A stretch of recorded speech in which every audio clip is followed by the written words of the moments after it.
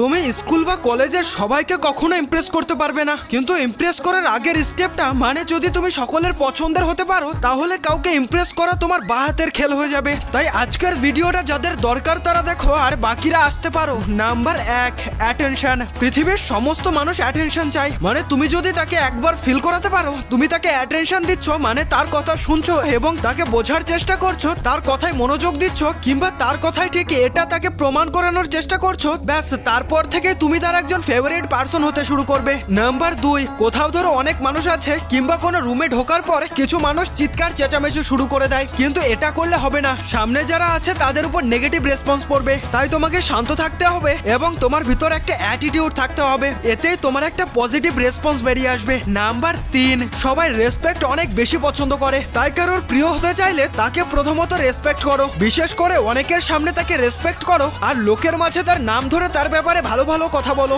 এটা সকলে পছন্দ করে। আর হ্যাঁ, আজ কমেন্ট বক্স থেকে সাবধান, কারণ সিগমা আর্মিরা আজ কমেন্ট বক্স ব্ল্যাক হার্টে ভরাতে চলেছে।